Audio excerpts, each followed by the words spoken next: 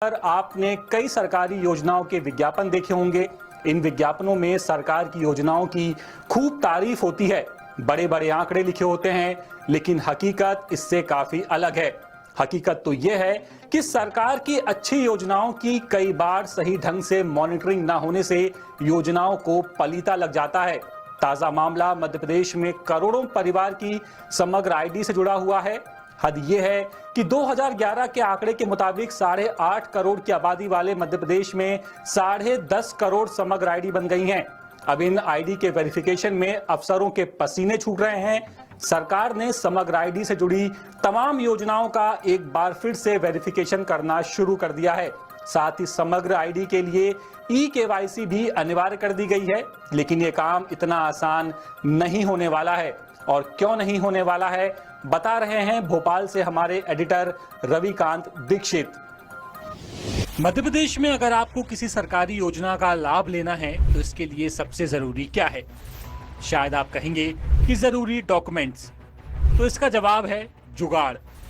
अगर आपके पास जुगाड़ है तो आप मध्य प्रदेश में किसी भी सरकारी योजना का लाभ ले सकते हैं। ये कटाक्ष शायद आपको ज्यादा लगे, लेकिन हकीकत शायद कुछ ऐसी ही है। मध्य प्रदेश में किसी सरकारी योजना का लाभ लेने के लिए आप पात्र हैं या नहीं, इसके लिए समग्र आईडी का कॉन्सेप्ट शुरू किया गया। समग्र आईडी मध्य प्रदेश के नागरिकों को दी जाने वाली एक विशिष्ट पहचान संख्या है, जो ये तय करती है कि आप सेवा का लाभ लेने के लिए एलिजिबल हैं या नहीं। लेकिन इसी मध्य प्रदेश में ये खबर बड़ी हैरान करती है कि 8.5 करोड़ की आबादी वाले प्रदेश में 10.5 करोड़ समग्र आईडी कैसे काम कर रही हैं।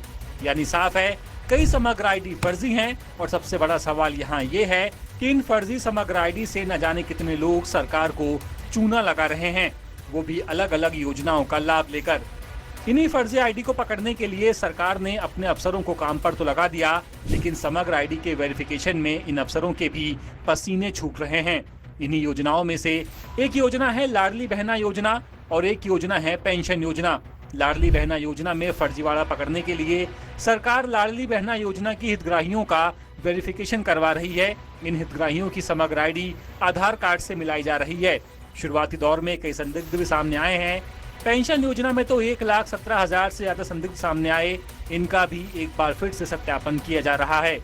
बात सिर्फ पेंशन योजना की ही करें तो मध्य प्रदेश में करीब 55 लाख पेंशनर्स हैं। पात्र पेंशनर्स को 12 तरह की पेंशन का भुगतान किया जाता है। इसमें सरकार को हर महीने करीब 332 करोड़ रुपए खर्च करने पड़ते हैं। जब समग्र आईडी में घोटाला सामने आया तो इनका सत्यापन किया गया। अब तक 48 लाख पेंशनर्स के दस्तावेजों में फिल्टर लगाया जा चुका है।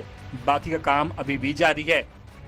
इसी तरह हाल ही में संबल योजना में 2 शहरों भोपाल और भिंड से घोटाले सामने आए। इन दोनों शहरों से सामने आए इन घोटालों की जांच में पता चला कि हितग्राहियों के अलावा किसी और को योजना का लाभ मिल रहा था। सबसे पहले बात भिंड की करें तो भिंड में संबल योजना में 3 करोड़ 4 लाख रुपए का घोटाला सामने आया। जांच के बाद भिंड नगर पालिका के 2 तत्कालीन सीएमओ, शाखा प्रभारी सहित 6 आरोपियों के खिलाफ केस दर्ज किया गया। जांच में पता चला कि नगर पालिका के अफसर और कर्मचारियों ने 152 मामलों में गोलमाल किया। इन केस में हितग्राही कोई और था। 2-2 लाख रुपए दूसरे के खाते में ट्रांसफर किए गए। बात भोपाल नगर निगम की करें तो भोपाल नगर निगम में 2 करोड़ रुपए का घोटाला सामने आया। अधिकारी कर्मचारियों ने जिंदा मजदूरों को मृत बताकर गबन किया। आरोपियों ने मजदूरों के नाम पर संबल योजना के अंतर्गत मिलने वाली अनुग्रह राशि डगाड़ ली। अलग अलग मद में ये राशि 2 लाख से 4 लाख रुपए तक की मिलती है। अब मामले में भोपाल लोकायुक्त ने भी केस दर्ज किया है। जांच के बाद पुलिस ने 8 जोनल अधिकारी, 6 वार्ड प्रभारी सहित 17 लोगों के खिलाफ एफआईआर दर्ज की है। समग्र आईडी में बड़े पैमाने पर गोलमाल सामने आने के बाद अफसरों के पसीने छूट रहे हैं। एक एक हितग्राही का वेरिफिकेशन किया जा रहा है। इधर भविष्य में इस तरह की चूक ना हो, इसके लिए अभी से तरह तरह की सरकारी योजनाओं का लाभ लेने के लिए ई-केवाईसी अनिवार्य कर दी गई है। मतलब जिसकी ई-केवाईसी नहीं होगी उसे सरकारी योजना का लाभ नहीं मिलेगा।